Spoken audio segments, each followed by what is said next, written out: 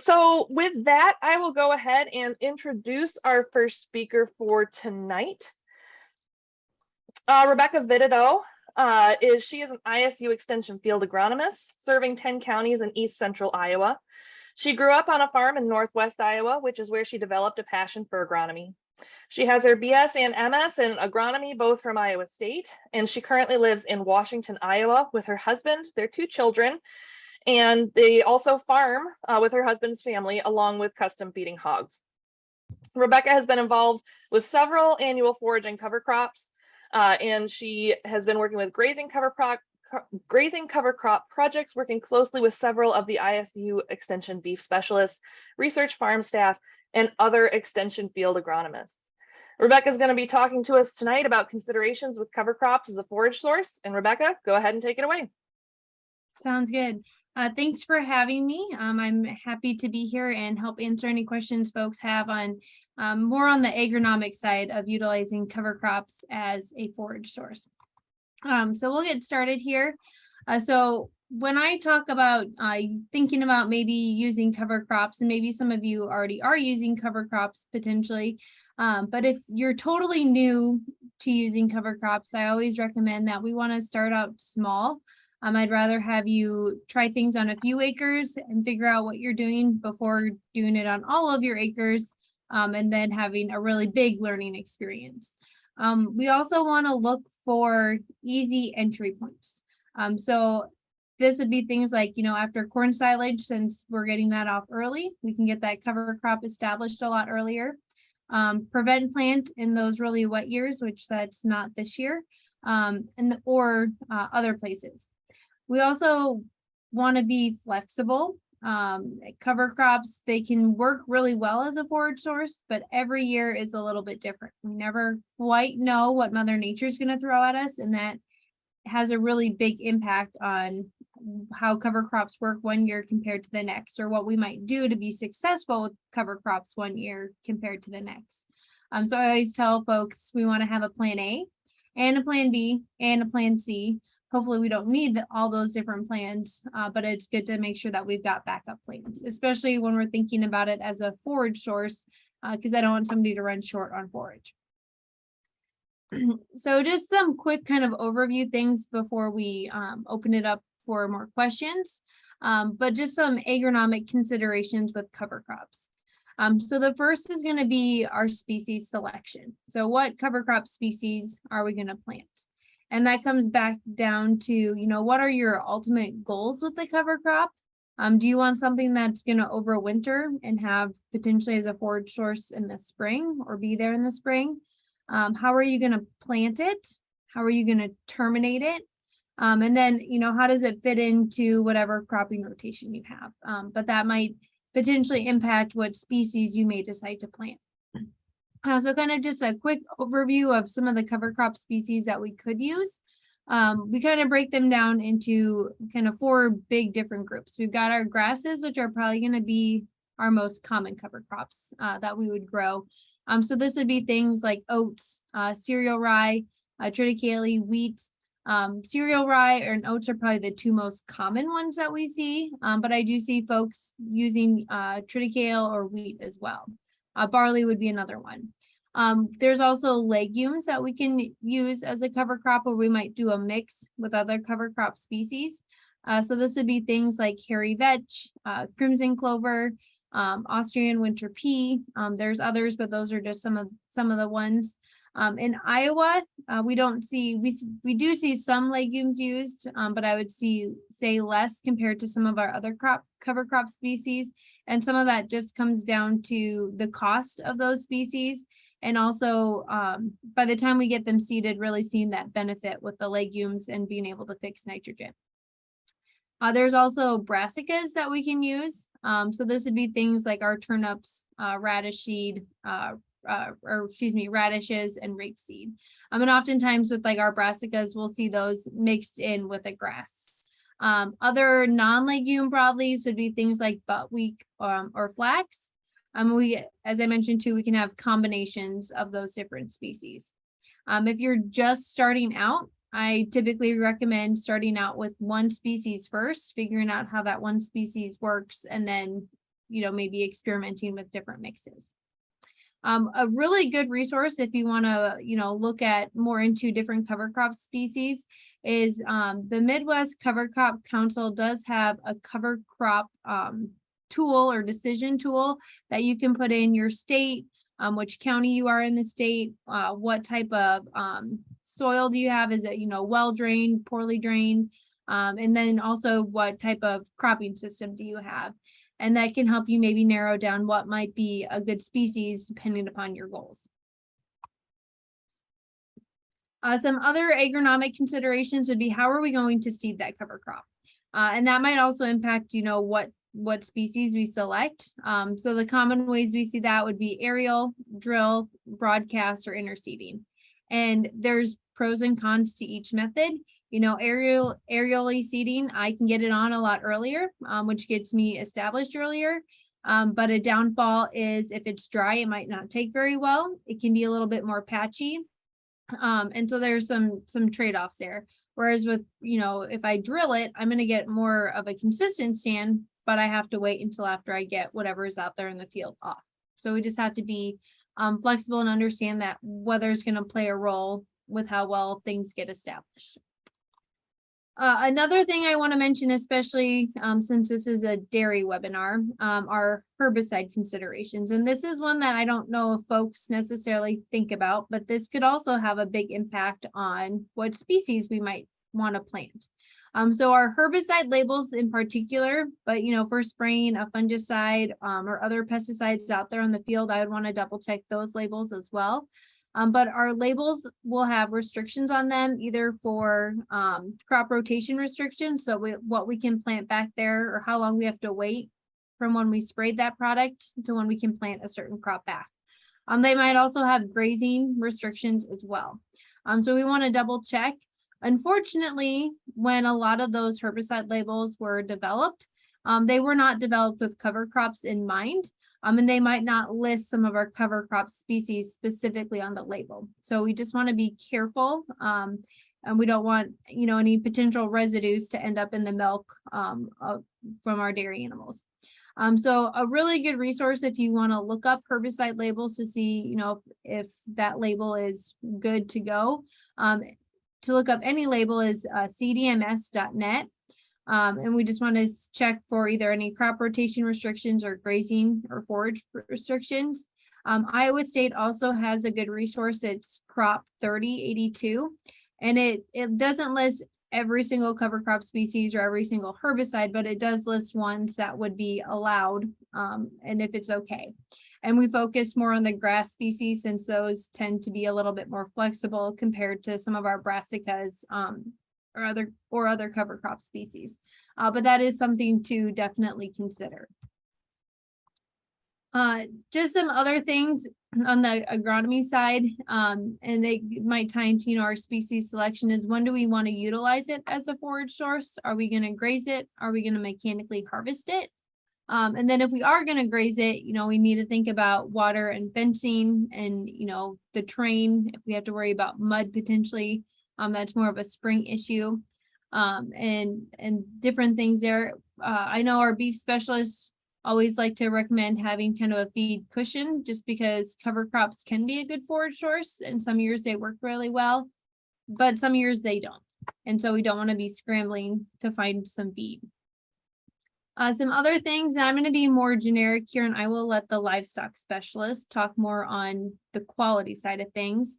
But with our grasses in general, they tend to have a greater fiber content, typically a little bit lower on the protein side.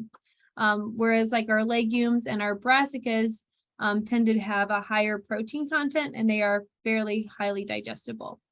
From a maturity perspective, when those cover crop species are less mature, so more in the vegetative stage, they're going to be more digestible and also higher in crude protein.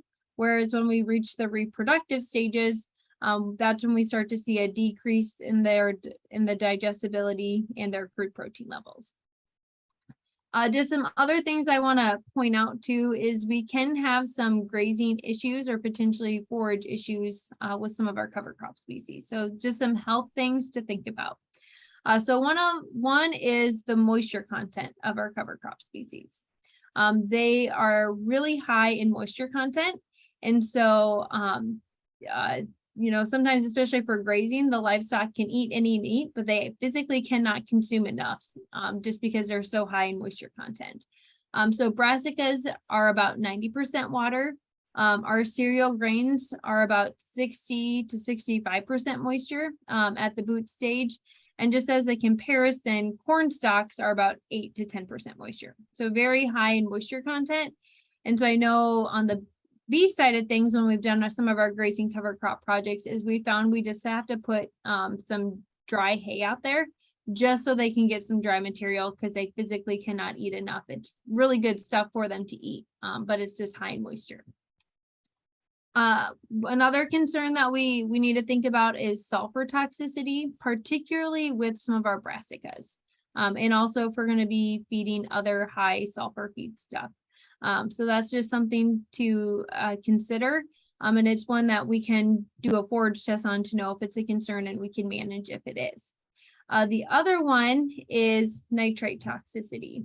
And this is one I know a lot of areas right now are in a drought. And so we may have put nitrogen on for that corn crop, and we might want to, seed a cover crop after that. But if we had a lot of nitrogen out there and it might be sitting out there, we can see where that nitrate will accumulate in the cover crop. So just like, we worry about nitrates with corn silage in a drought, we could also worry about that as well with our cover crops. So just something to think about. We can manage it, but just something to think about so we don't potentially have any health issues. The other thing I wanted to talk a little bit about, especially from a grazing perspective, is we do get concerns if we're grazing and it's really wet, and what type of compaction do we see from that. So with some of the grazing cover crop research that we've done at some of our research farms, is we don't really see a lot of differences from a compaction perspective deeper in the soil with the grazing. It's more so we do see that surface roughness, and that could have an impact on seeding something back into the field. So we do want to just have common sense if we're out there grazing and it's wet. If it's going to be really wet, maybe we pull them off, or we have a sacrifice area. And so I'm going to stop there, but those are just kind of some quick agronomic considerations. And so I will pass it back off, and then I will be around to answer any questions and kind of partake in the discussion. Thank you, Rebecca. We appreciate your opening comments there. Our next presenter is Daniel Olson. Daniel's a 7th generation dairy farmer developing an amazing herd of purebred cattle in Lena, Wisconsin.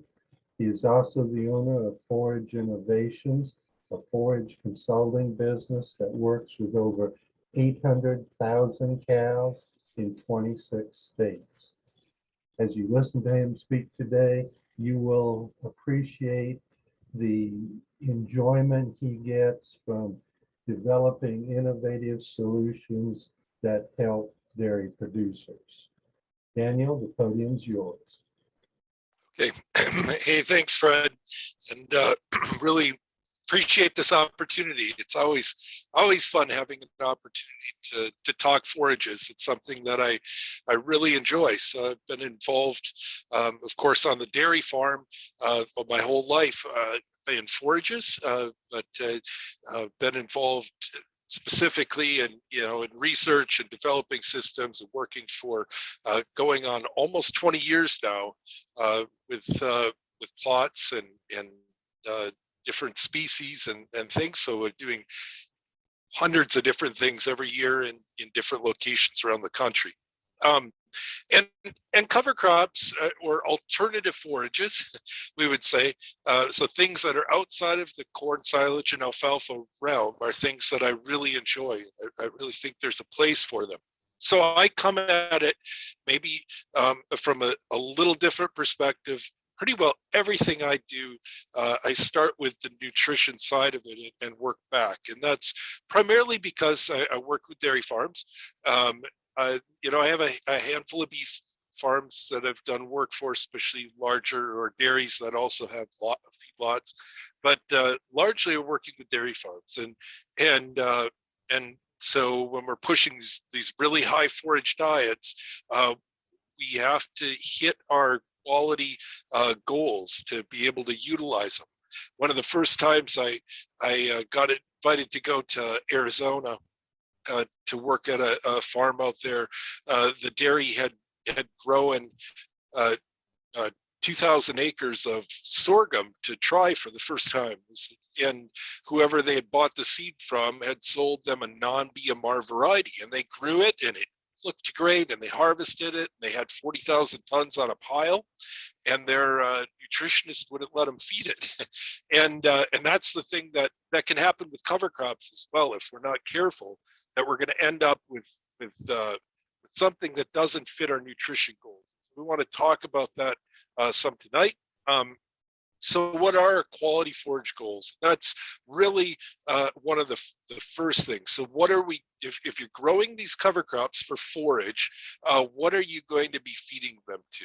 Because, like lactating dairy cows have a lot different requirement and ability to utilize fiber in a diet versus bred heifers or beef cattle or beef cows.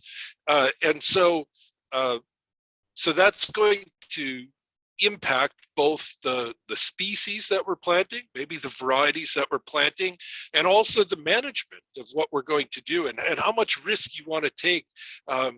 Rebecca talked about that with when things don't work out, if you can't get it harvested the week that you need to, where is that feed going to go then, and how can you utilize it? So the second thing, we are talking about cover crops, and I'm assuming that most of you are planting them because of what the benefits are to your nutrient management plans, to your soil health.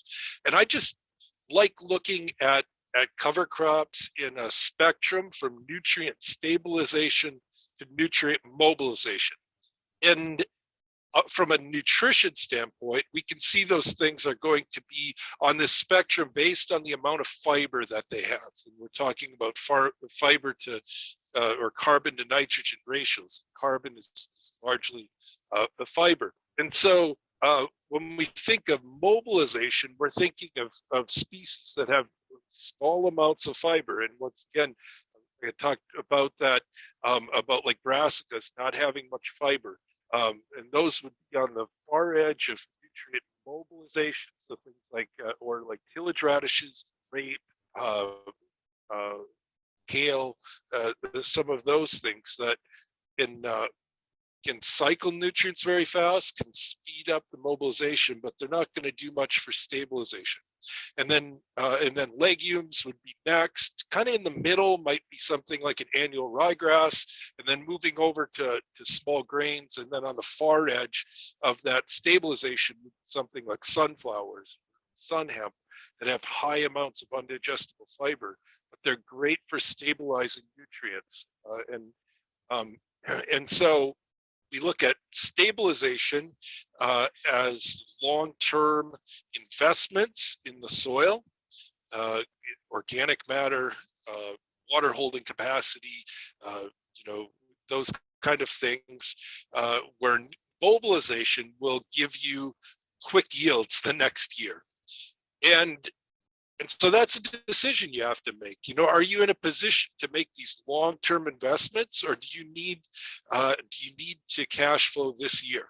And many people will plant both things in a cover crop mix, a combination, to try to manage those carbon to nitrogen ratios.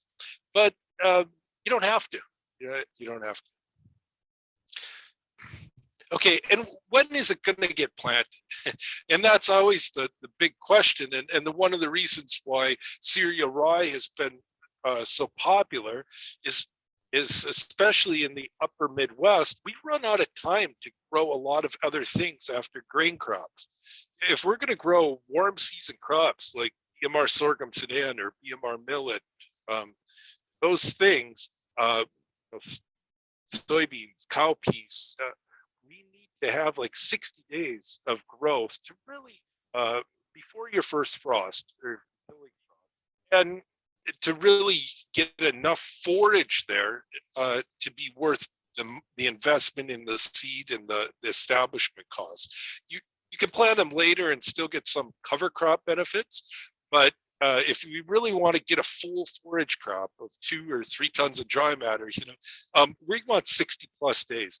And it doesn't mean that the reason it needs 60 days is because that last 30 days, a lot of times you don't have enough heat to really accumulate a lot of GDUs.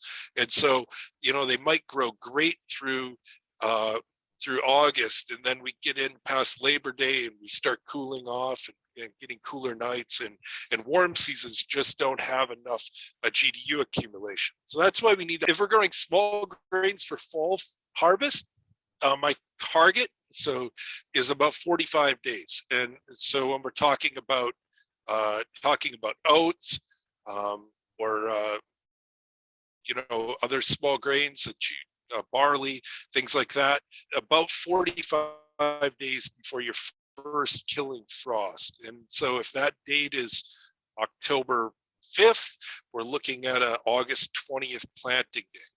And the reason for that is we want to, of course, have enough time for it to grow and utilize, but we don't want to go over that either very much, because if we plant them too early, we'll get too much heat and it'll drive them to go reproductive. And the keys, one of the things that makes small grains in the fall so amazing is when temperatures are cooling off and your maturities are increasing. It doesn't drive them to go reproductive. So instead of putting that energy into reproductive material, it's putting it into sugars and forage production. So it's kind of the sweet spot is right around there. And then when we're talking about legumes for spring, we just need some time to get them established so they're winter hardy. And that would be, roughly 15 to 30 days, a minimum of 15 to 30 days before a killing frost for most legumes. So when we're talking red clover, hairy vetch, maybe crimson clover, there's a whole pile of different clovers and things that we could utilize when it comes to legumes. Winter peas, we're looking at 15 to 30 days. So once again, if that October 5th is your killing frost date on average, move back from there, and somewhere from Labor Day to the middle of September, we would like to get those planted. And I realize that's eliminates a lot of those options in our grain cover crop rotations, is because we don't have shell corn coming off that quick, soybeans, so we don't have open ground. And then lastly is the small grains for winter harvest, and this is why a lot of people plant small grains. Is just they're simple and they can be planted a lot later, and that would be things like winter triticale or winter wheat, and especially cereal rye that has been the most popular. In cereal rye, you can plant it right up till frost and if it germinates or till freeze up, post frost, freeze up, and we can plant it at Thanksgiving sometimes. And if you get a warm week somewhere in there enough for it to germinate, we'll be good shape. Triticale, I like to right around first killing frost date is kind of my cutoff on triticale. It needs to tiller out to get yields, and that tillering is mainly done in the fall. So for us in Wisconsin, October 1st is my cutoff date. Get down in Iowa, you might have an extra week, 10 days, but we want to be right in that range on planting dates on trit. Okay, and lastly, I want to talk about forage qualities and what to expect and how they compare to alfalfa. And it's one of the first things that farms always look at on a feed test, and partially because it's always at the top of the feed test, is protein and crude protein. And that historically has been kind of a measure of quality.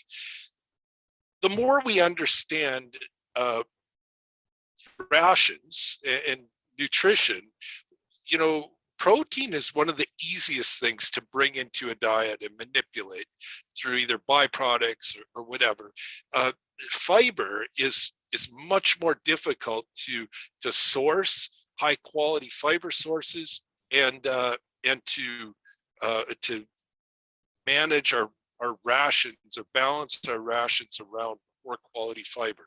And the thing that most cover crops do when we're talking about grasses and small grains, especially, is that they give us piles of highly digestible fiber. So our crude protein is, of course, less. Protein on good alfalfa is going to be 20 to 24%, whereas a cover crop on a percentage basis might be only 12 to 18%. And but that's largely diluted out with dry matter and the amount of nitrogen that you put on a crop. So, I think it was alluded to that nitrates can be an issue here following a drought, and that's because if we didn't utilize all the nitrogen from this corn crop, and we have a lot of that left over, and we go out and put a cover crop out there, well, it's taking up a lot of nitrogen, and unless you get enough dry matter growth to get that out, that can be a problem. So nitrogen is basically protein divided by 6.25. And so, if we take a cover crop and we grow 2 tons of dry matter, 4,000 pounds, and for easy figuring, that cover crop is 15% protein. Well, that means that you harvested 600 pounds of protein per acre. If you divide that out by 6.25, you're right, just about 100 pounds of nitrogen is what you harvested off that per acre basis. But if you have a drought and you don't get the dry matter growth, or you don't get enough growth, it can still take up all that nitrogen. And so we'll get 20+% protein samples. That's where we start running into nitrate issues because it's very soluble. It's basically like adding urea to a ration one step removed, and we can run into some challenges there. So it's some farmers will complain, hey, we had this just amazing triticale crop, and we got 10 tons of feed per acre, of haylage per acre, but it only was 11% protein. And but you got to think about that, that it was just diluted out with dry matter. So if you have if you have this 100%, in a feed test, you only have 100% to work with. There's only 5 things that really make up 100% on a feed test, and one of them is protein, and the second is NDF, and that's your neutral detergent fiber.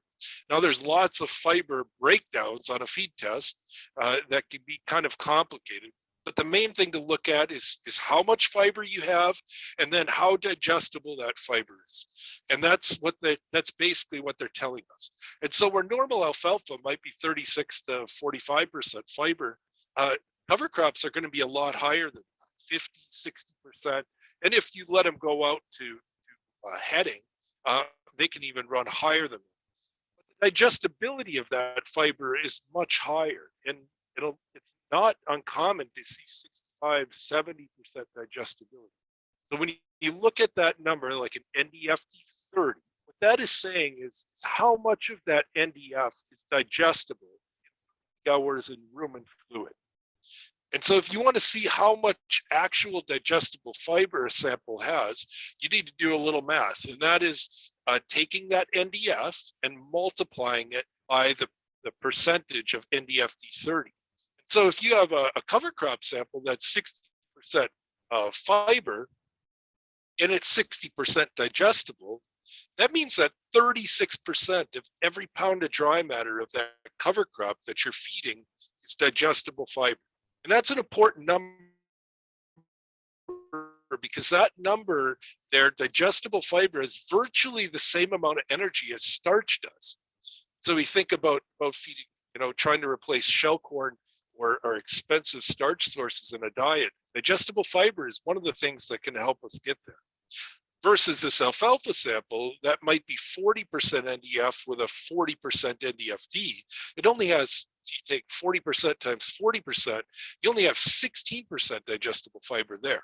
Now there's some differences in the breakdowns of the fiber and how fast, but it just rule of thumb, you're going to have lots of digestible fiber in a cover crop.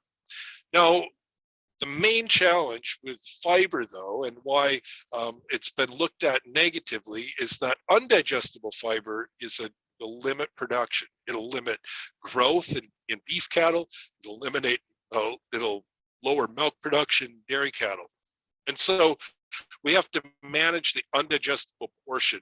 And we're going to do that through species selection, through harvest timing. And that's something that, is very important right if you're going to do it. And that's one reason why I like looking away from cereal rye as much as possible, or planting other things with it to try to widen out that harvest window in the spring.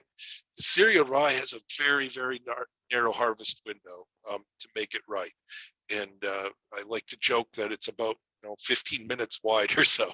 And so you better have your hay bind hooked up, because you might miss it if you didn't have it hooked up when it's ready to cut. Okay, I'm gonna, I didn't put a lot of slides together because I would like to just visit more and be a little more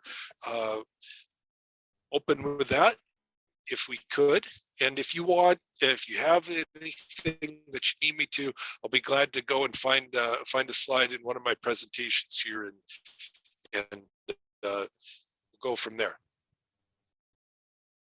All right. Well, thank you, Daniel, and thank you, Rebecca. Thanks to both of our speakers tonight. I think that really leaves us in a great position to kick off the discussion for this evening. I guess to go ahead and kick off discussion, I'll go ahead and ask a question for both of our speakers, Daniel and Rebecca. And I don't know if everybody else has The Princess Bride memorized like me, but one of the lines in there is about falling victim to one of the classic blunders.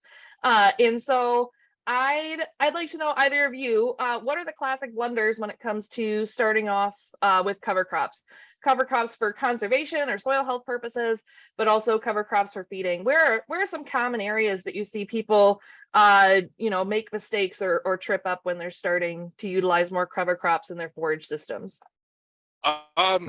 Okay, well, I guess I'll go first. The first thing is probably, like I said, I just finished up my talk talking about it, but when we're talking about forages, is underestimating how quickly cereal rye can mature in the spring.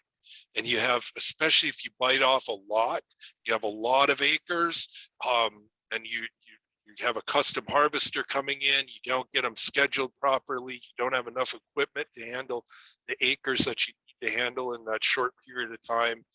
And then if you have bad weather, that compounds the problems, wet soils or things early in the spring. So I would say probably the first one is just underestimating how quickly cereal rye can mature in the spring. Lose that optimal harvest window for dairy quality feed.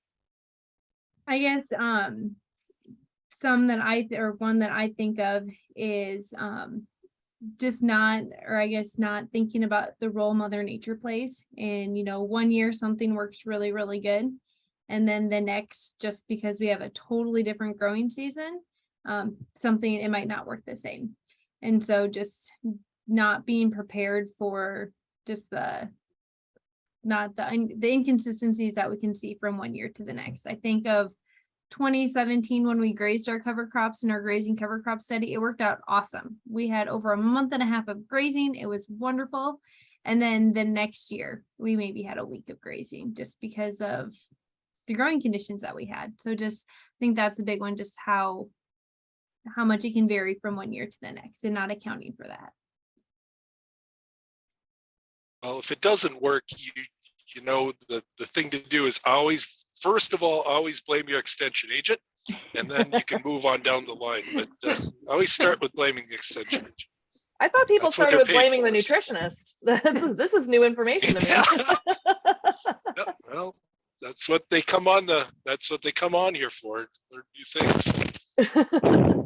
Another one I would add, and it's more so after the cover crop, is so when we go to plant that cash crop back into where we had that cover crop, where I will get called out to fields because the cash crop doesn't look right, is not having the planter set right.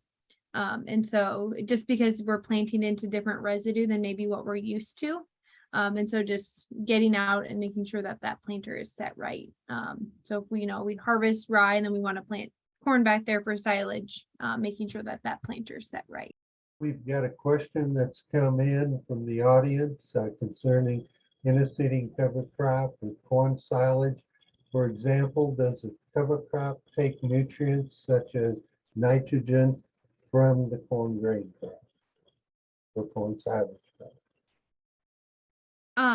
So I guess what time are you when you say interseeding? Because I kind of think of some different windows for interseeding. So we can interseed later in the season. So when that corn canopy starts to open up, or people are looking at interseeding earlier in the growing season. So like when that corn's anywhere from like V2 to V5, V6. So I guess that would be my question to better answer that question back.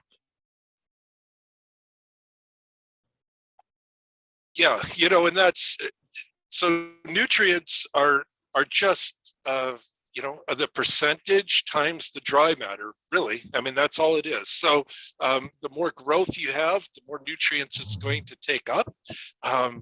And once again, if you're doing nitrogen, that's pretty easy to do those. If we have 1,000 pounds of dry matter out there of growth and it's 20% protein, well, we have, we have 200 pounds of protein. We have, you can divide that out and you can see how many pounds of nitrogen we're taking up at that point in time. And so it's just a matter of how much growth. Now, the one thing you may see the next spring, and I'm sure Rebecca could talk to this, is there is also below ground and even stubble that there are some nutrients there that are stabilized or tied up for a period of time. And so like if I'm following a rye especially if it's just rye, and it also if it was more mature with a corn crop, I'm going to want to front load my nitrogen a little bit just to make sure enough early on until that residue, whether it's roots or whether it's above ground, breaks down. It'll be released eventually, but up front, I'd like to just slide some of that nitrogen back. Yeah, I would echo that. From a nitrogen perspective, I know the research Iowa State's done, it doesn't say that we need to necessarily change the total amount of nitrogen that we put on to raise a corn crop with a cover crop. But it might be that we put some on like at planting or close to planting just to help that corn crop get going. Because that nitrogen or those other nutrients will become available later as that residue breaks down if there's any there. The other comment I would add to the interseeding cover crop for corn silage, if we interseed that earlier in the growing season, I'd be cautious what species we do. We want to use more shade tolerant species that are going to be staying underneath that corn canopy. I'd also want to double check our herbicides that we're using to make sure we're on label with those from a feed perspective. And then also, if it's not, usually we see that cover crop kind of hang out there, and then it's going to really start growing once we get that cash crop off there. So I don't think we don't need to make too many major changes there from a nitrogen perspective or worry about it stealing too much nitrogen from our corn crop. So right now we're planting into some farms in northeastern Wisconsin, doing cover crops into cornfields with drones. So going to be doing that this week, and using more shade tolerant things, which are generally legumes and ryegrass. Annual ryegrass can be as well, but for the most part, I've had the best success with legumes, and part of that might be just a seed soil contact thing as well. You know, if you picture a seed sifting down from the sky and penetrating through a canopy and getting into the soil, something that's round and hard like a legume seed versus something that's light and fluffy like a small grain or a ryegrass, that could have something to do with it. And also, yeah, we talked about herbicides. Brassicas are very, very sensitive to herbicides, it seems. So tillage radishes, things like that. If you have any sort of residual herbicides, this time of year, it can come out. Hard to get them established. So we got a response to your follow-up question to the question, Rebecca, about when you're interseeding, and you can help me clarify if you don't know what this is getting at. But Farm Picture magazine, picture corn silage height or corn shoulder height. I'm assuming not my shoulder, but maybe an adult man's shoulder, with cereal grain growing as a double crop. I mean, at that point, it's trying to interseed rye, like cereal rye, earlier into a standing corn crop earlier in the growing season. I would recommend probably more of an annual ryegrass because it's more shade tolerant. Cereal rye, it might get started, but we just don't see it really do much or take much, or it could start and then it doesn't do anything.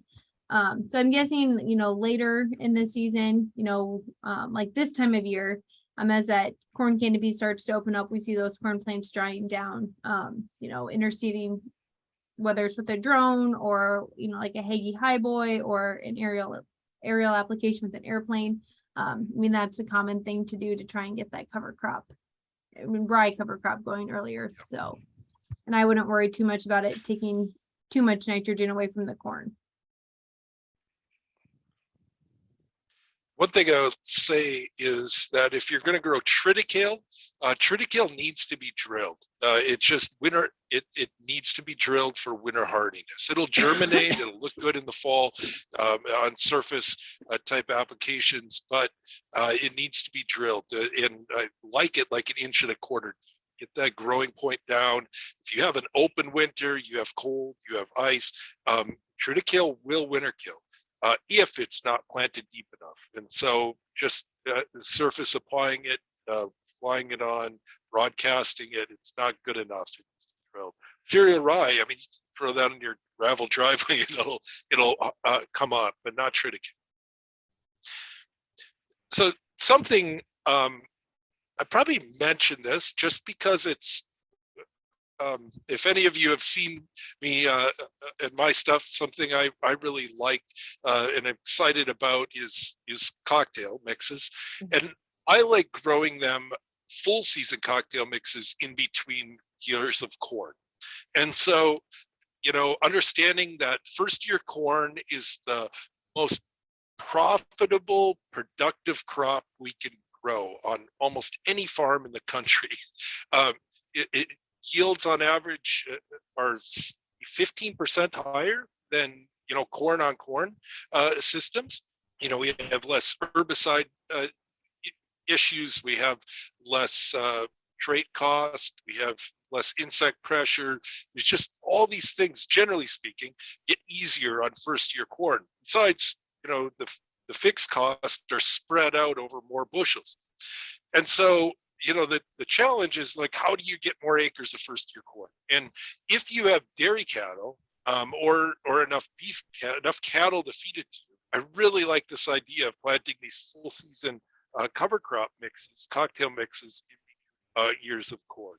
So, and those can, have a whole bunch of different things depending when you're planting them, what your goals are for quality, but things like all those things I started talking about, like EMR sorghum sudan or millet or clovers or vetch or ryegrass, or there's lots of different things that can go into those.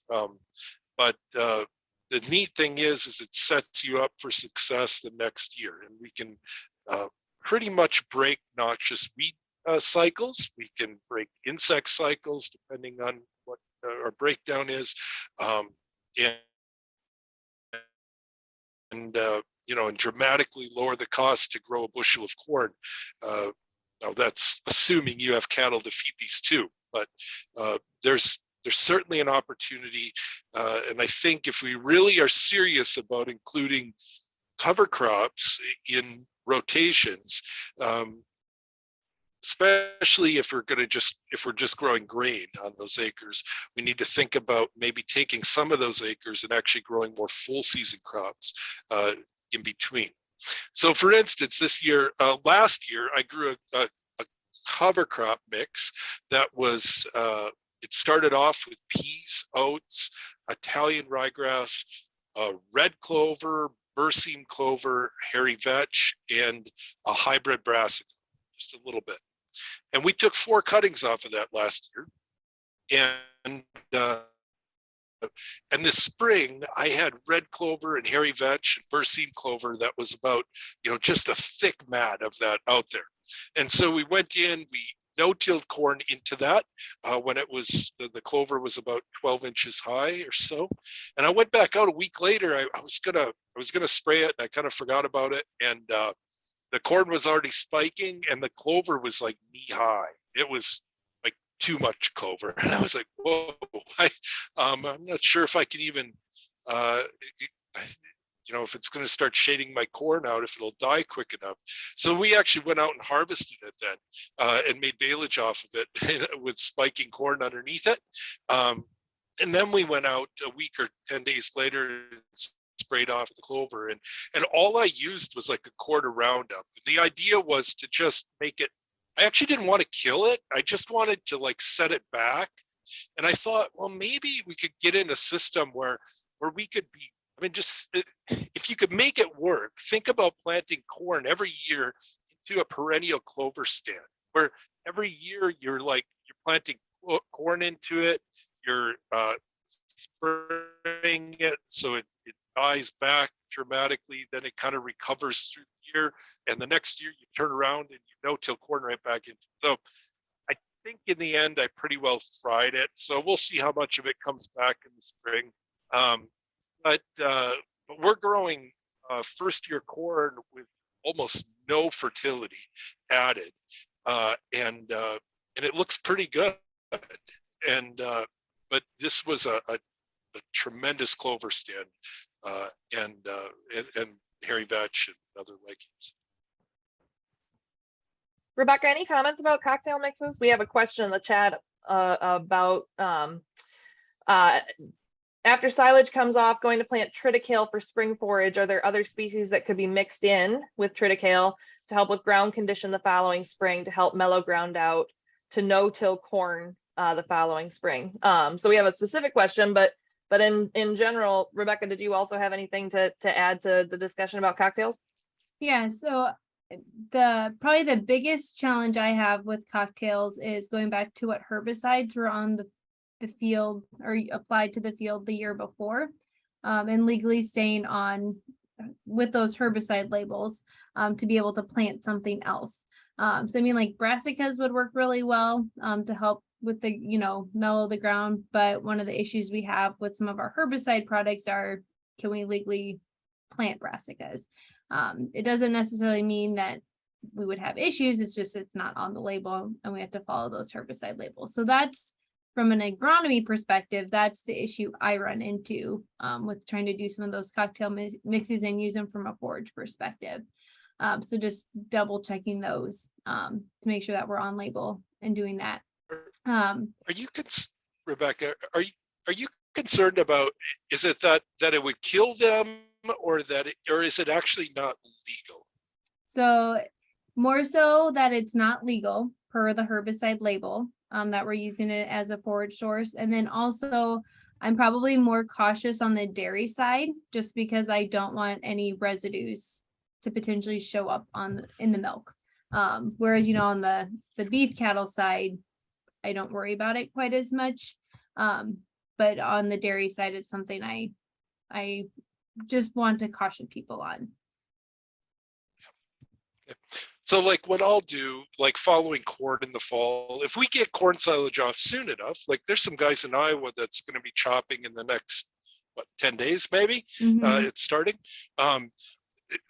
You know, we'll plant winter triticale, a winter hardy annual ryegrass, and a pound or two of tillage radishes. And maybe if they value some nitrogen, we'll throw a couple pounds of red clover and a couple pounds of hairy vetch with it. So, you know, 75 pounds of trit, 5 pounds of ryegrass, 2 pounds of clover, 2 pounds radish, and 2 pounds hairy vetch, something like that. And that fibrous root system of a ryegrass can do wonders. Our tillage radishes are gonna winter kill, so it's not a factor from a feeding standpoint. And then the clover and the ryegrass, and the triticale will be there in the spring for a harvest. Now, if you're doing a fall harvest, then that probably makes a bigger difference. And you want to be careful on your herbicides. And I'll have, so what we're doing now, like quite a few of my guys with open ground, like we had wheat coming off, vegetables in some areas. We'll be planting, and even if corn silage comes off early enough down south, I got a farm in Missouri, we're doing a bunch of it, where we'll plant forage oats and winter triticale and some of these other things together in end of August, 1st of September. And we'll take a cutting in the fall, and then we'll have the triticale and the other things in the spring again. And as long as we leave about 4 inches of residual in the fall, that triticale and everything will come back again for us the next year. So cuttings off of one pass, planting a mix. Rebecca, any comments about, Daniel kind of alluded to the listener question about species that can be mixed with triticale. Any comments about specifically species that can be mixed in to help with ground condition for no-till corn? Yeah, I mean, the triticale will do a really good job with the root system that it has. I think people underestimate sometimes whether it's the triticale or the rye, what those fibrous root systems will do. If compaction's a concern, or they're concerned about, a hard pan and wanting to break some of that up, sometimes those brassicas can do a really good job, like those tillage radishes. The biggest thing is getting them seeded early enough, which if we're doing it after corn silage in Iowa, we typically don't have an issue with that, as long as they're getting it seeded, and that can help really well as well.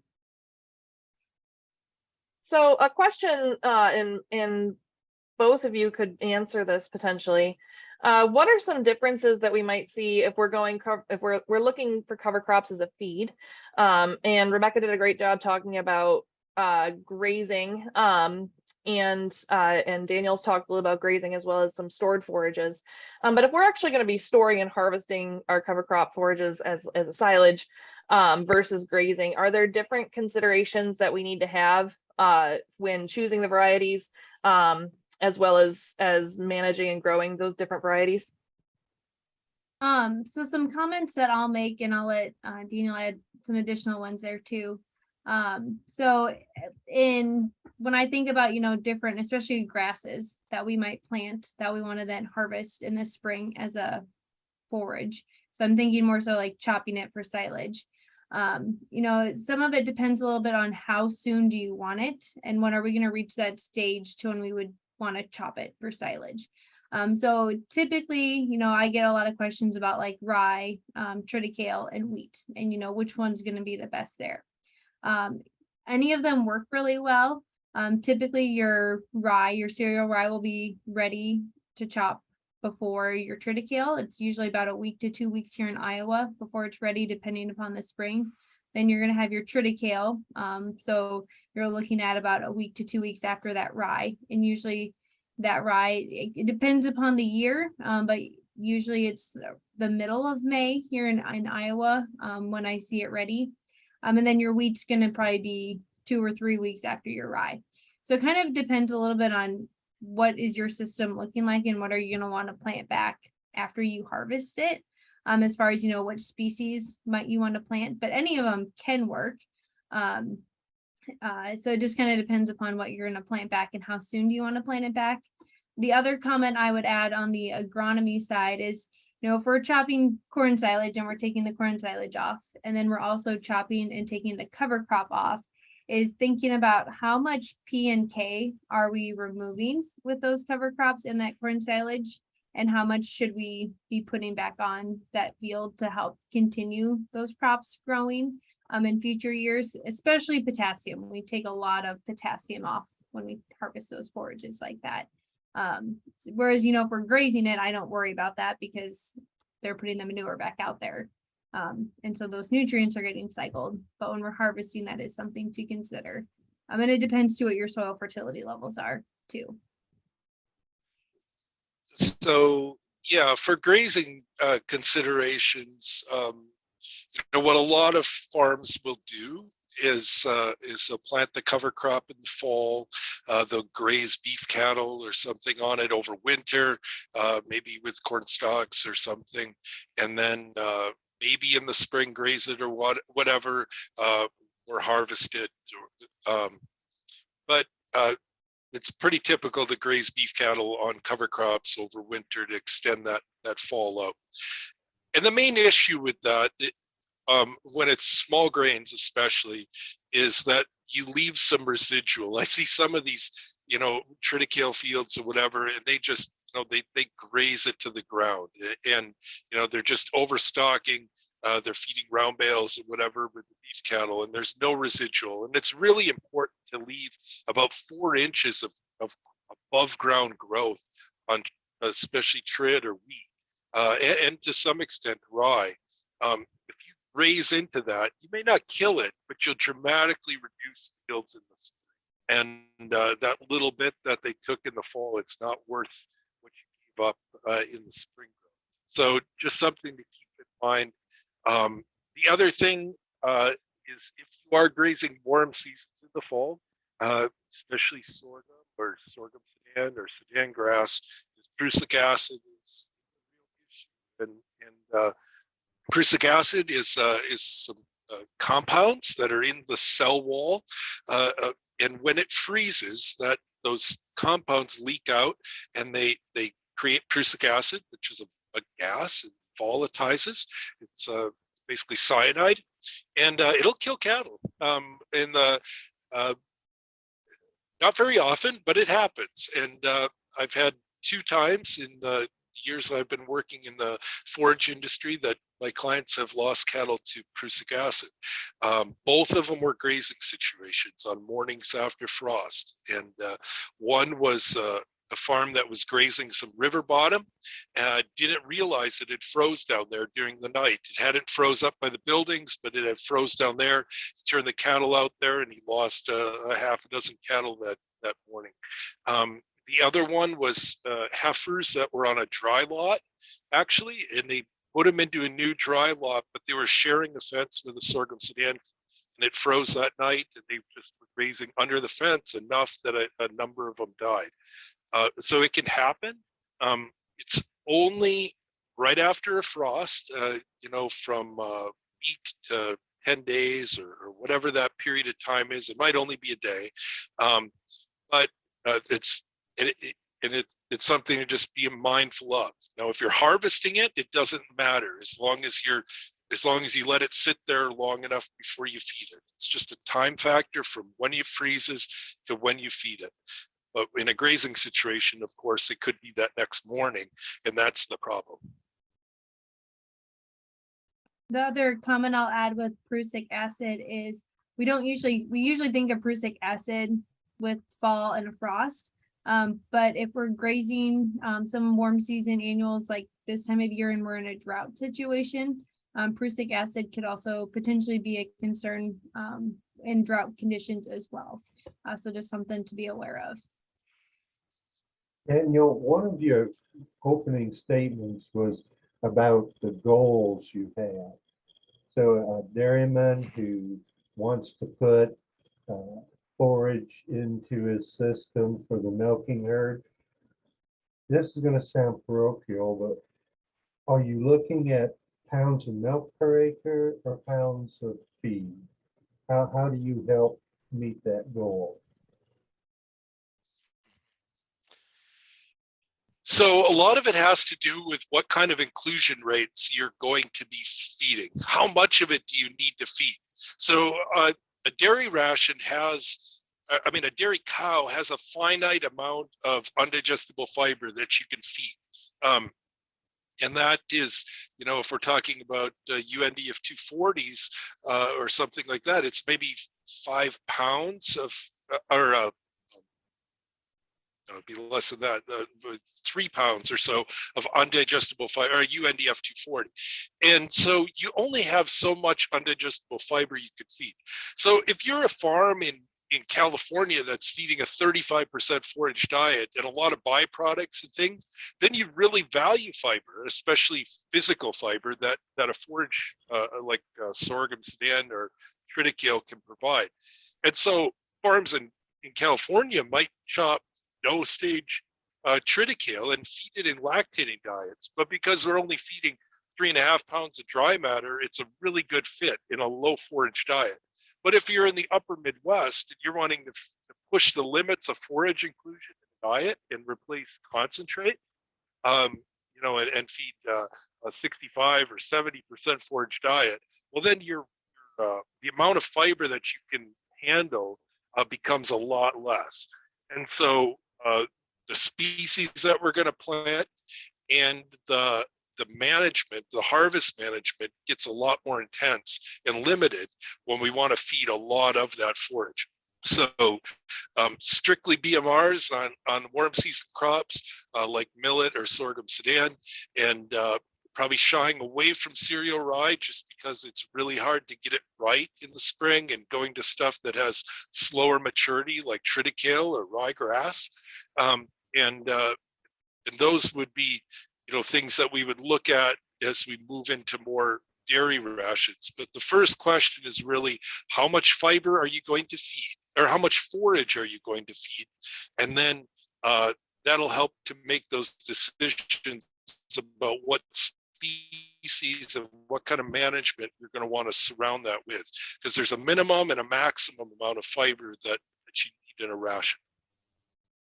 And one of the things that I always like to say when we're talking about alternative forages is that all forages can be useful, as long as they haven't spoiled or are very moldy. But and you kind of alluded to this at the beginning of your presentation as well. We have heifers, we have dry cows, we have lactating cows, we have high producing lactating cows, low producing lactating cows. We have all forages can be useful to some extent or another, depending on what we're looking at feeding. So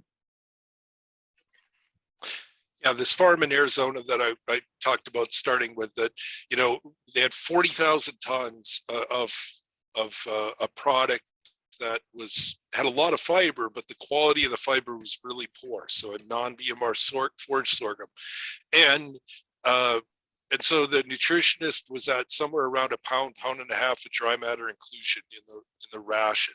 And the farm was hoping to be at more like 8 or 9 pounds. And so they're looking at this mountain and they're like, we're going to be years before we can move through it. And then we get into struggling with things like trying to keep a fresh face and things like that. So yeah, it really just comes down to how many pounds of this are you going to feed? And hopefully, your nutritionist or your seed guy or somebody can help you, like give you an idea what the quality is going to be before you ever grow the product. And that way you can make those management decisions. How many acres do we need to plant to get this kind of inclusion rate of this quality of feed? And then how are we going to manage it to make sure that happens? yeah, I'm glad you bring that up. One of the things that we talked about quite a bit on last week's discussion was the importance of a team approach when it comes to, well, in that case, we were talking about silage harvest, but I think that really ties in here. Daniel tried to get the extension specialist fired, but besides that, I think, it's really, it's important to work as a team, and that team can consist of not just your nutritionist and your veterinarian, but pulling in agronomists as well. I think we talked about that last week, and I think it really ties in very well with this conversation too. It's always better to have the team approach at the beginning, when you're approaching, these issues before versus having a team approach at the end when you're trying to figure out what to do with a product that may not be the best for your goals and your needs on your farm. Exactly.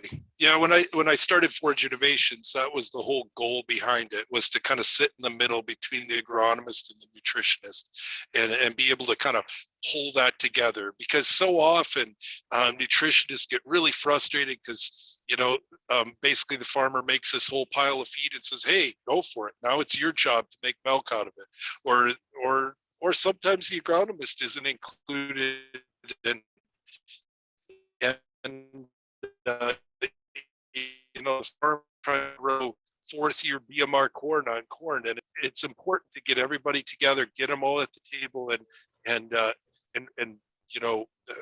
put mock rations together based on expectations, and then work back from there.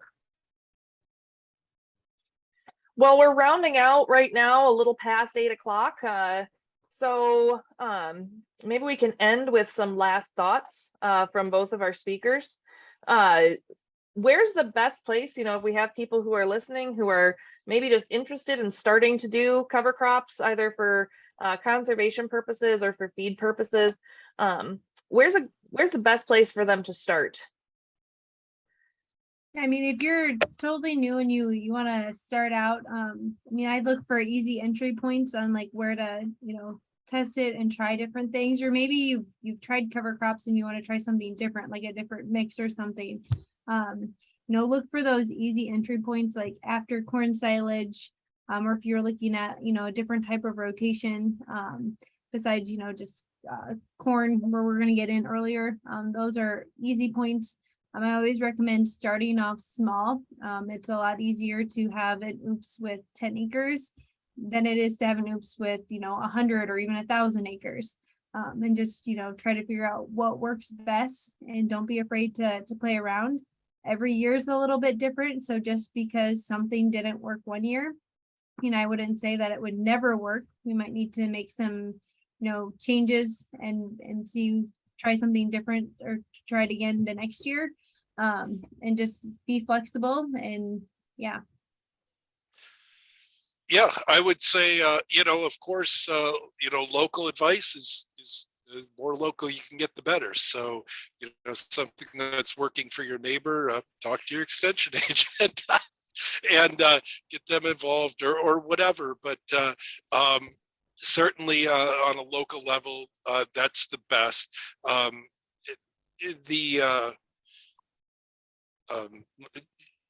I do have, we try to have a lot of resources on our website, but there's lots of other places that you can go. And I feel like, probably one of the challenges is trying to find stuff that's applicable to your farm, to your location, because there's a lot of information out there on cover crops and forages that just don't work in your area because of the lack of growing days or whatever. And so that's the real challenge, is trying to find stuff that actually works on your situation. As far as just kind of last thoughts here, I would just say, that it's so exciting, that the world of alternative forages and cover crops, there's so many different directions you can go. Going beyond just cereal rye, or going beyond just tillage radishes. But you just got to figure out that system and what actually works. But thankfully, we have lots and lots of tools, and there's lots of things to try.